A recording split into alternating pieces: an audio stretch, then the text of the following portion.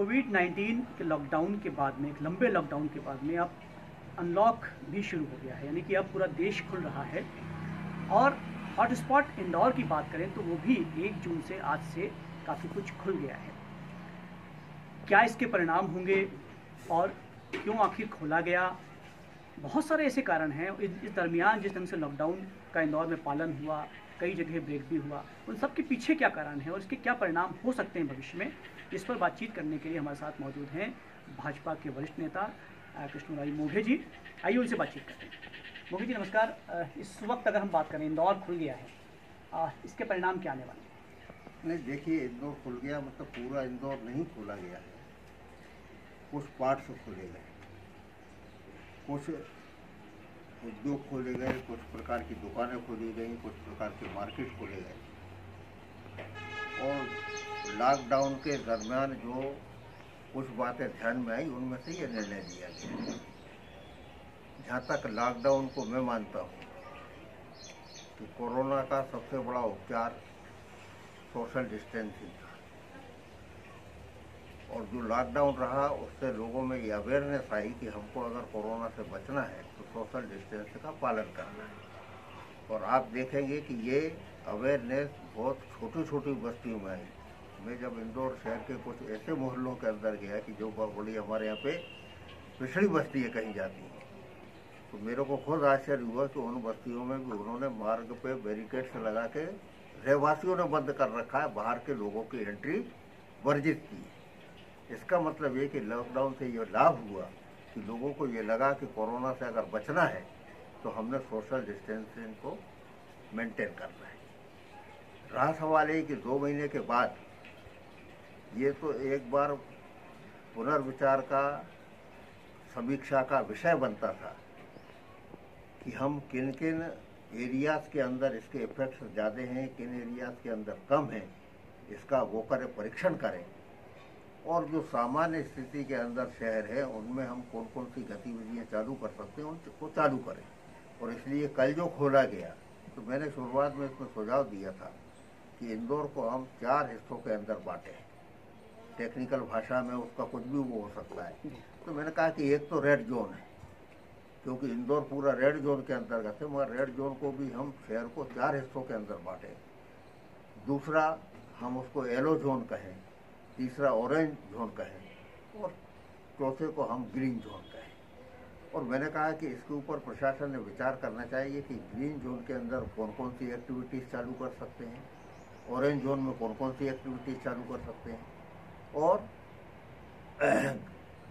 Red zone में कौन कौन सी एक्टिविटीज़ चालू कर सकते हैं, और वहाँ पे लोगों को सुविधाएं मिले इसके लिए हम घर पहुँच सेवा कैसे प्रारंभ कर सकते हैं। क्योंकि कोरोना है, सोशल डिस्टेंसिंग रखना है, लोगों को उसका पालन करना है, मगर इसका अर्थ ये नहीं है कि लोगों को हम दंडित करें। तो उसको जो जीवन की आवश्यकता है, जिसमें दूध है, सब्जी है, फल है, खाने पीने का सामान है, ये सारी चीज़ों की उपलब्धता होना चाहिए। और ये प्रशासन की जवाबदारी है कि इनको वो मुहैया किस रूप में कराएं। और इसलिए इसके हमने प्रयोग किए। शुरुआत में आप देखें कि लॉकडाउन में सारा का सारा बंद था। हमने कहा कि इंदौर की अनाज मंडी प्रारंभ नहीं हो सकती, वो अब छोटी छोटी मंडियाँ प्रारंभ कर दें, किसान को कम से कम उसको फसल की बेचने का स्थान उपलब्ध हो, पैसा मिले। और इसलिए शुरुआत में अनाज मंडियाँ चालू की, सावेर की, गोपालपुर की, गौतमपुरा की, महू की। और इन मंडियों को प्रारंभ करने के बाद में कोई भी खराब रिपरकेशन नहीं आया। सावेर की मंडी इसलिए बाद में बंद करना पड़ेगी, जो बड़ौदिया खान के अंदर घटना हुई उसके मंडी से कोई संबंध नहीं था। वैसे ही प्याज की बम्पर फसल हुई, और हमारे यहाँ का मालवा निमाड़ का जो प्याज है बंगाल, बिहार, उत्तर प्रदेश, पंजाब, हरियाणा, दिल्ली, इन क्षेत्रों में जाता है। और मैंने कहा कि अगर इस समय प्याज नहीं गया तो प्याज हमारे यहाँ पर सड़ेगा, शहर के लोगों को प्याज महंगा मिलेगा। और ये जो पूरा क्षेत्र है यहाँ प्याज को लेके जो मैंने एरियाज बताई बहुत दिक्कत होगी।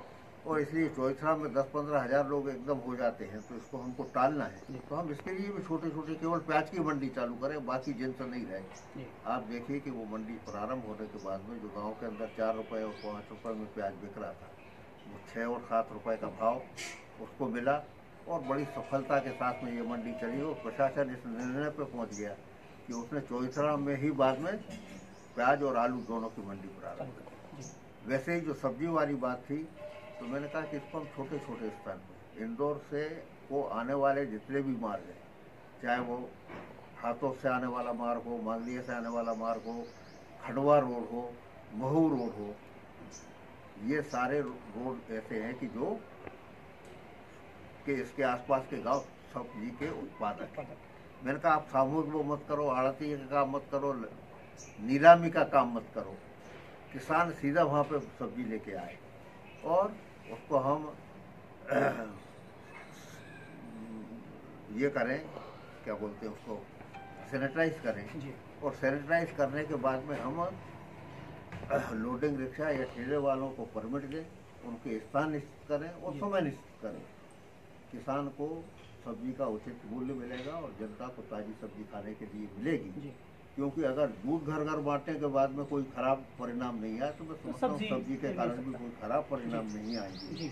और ये जीवन का आवश्यक हिस्सा है, इसलिए लोगों को सब्जी भी मिलेगी, किसान को पैसा मिलेगा और जो आज सब्जी नष्ट हो रही है उससे बचा जा सके। आपने जो मैं कह रहा हूँ, आपने जो सुझाव दिए उस पर बहुत कुछ अमल हुआ और अब तो खैर चूँकि बहाल जैसी स्थिति भी आ गई है, लेकिन क्या आपको लगता है कि इंदौर का बुरा समय अब बीत गया? देखिए, ये प्रशासन और बाकी लोगों की तुलना में आम जनता के ऊपर पड़ते हैं और इसलिए मैंने कल भी ये जनता से अपील की कि हम एक दिशा में आगे बढ़े हैं, इसको आगे बढ़ाना या पीछे करना ये आप लोगों के ऊपर निर्भर है। और इसलिए छोटी छोटी सी जो बातें हैं उनका पालन अगर जनता करेगी तो निश्चित रूप से जो खुला है ये और आगे हम बढ़ेंगे, कोरोना की संक्रमित की संख्या घटेगी और बहुत छोटे छोटे उपाय हैं उसके लिए। हम कोई भी काम कर रहे हैं तो उसके पहले हाथ साबुन से धोएं, काम समाप्त होने के बाद में भी साबुन से हाथ धोएं। किसी से बात कर रहे हैं, कहीं जा रहे हैं तो हम मास्क का उपयोग करें, बिना मास्क के हम मूवमेंट न करें। और तीसरी बात, सोशल डिस्टेंस रखें, किसी से बात कर रहे हैं तो 1 मीटर की दूरी रखें। कोई भी सामूहिक कार्यक्रम आयोजित न करें, कोई करता है तो उसमें हम न जाएं और घर के अंदर साफ सफाई रखें। और एक आग्रह जरूर है, ये सारे उनका मत है, दिल्ली से उस दिन डॉक्टर आए थे, उनका भी सुझाव था, हमारे यहाँ पर जहाँ पर ट्रीटमेंट हो रहा है उनका भी ये सुझाव कि 2 चीज़ें बहुत ही आसान है जो आदमी कर सकता है कि एक तो दिन में कम से कम 2 बार गर्म पानी पिए, क्योंकि इसका वायरस अगर पेट में उतर जाएगा तो मर जाएगा, लंग्स को इफेक्ट करने की उसकी स्थिति नहीं बनेगी। ये बहुत आसान है, हर व्यक्ति पी सकता है, इसका पालन करना चाहिए, गर्म पानी पीना चाहिए। और दूसरी बात ये कि गर्मी की चिंता न करते हुए कम से कम आधा घंटे हम धूप में बैठें। ये 2 बातें भी करेंगे तो बहुत कुछ कोरोना से बचा जा सकता है।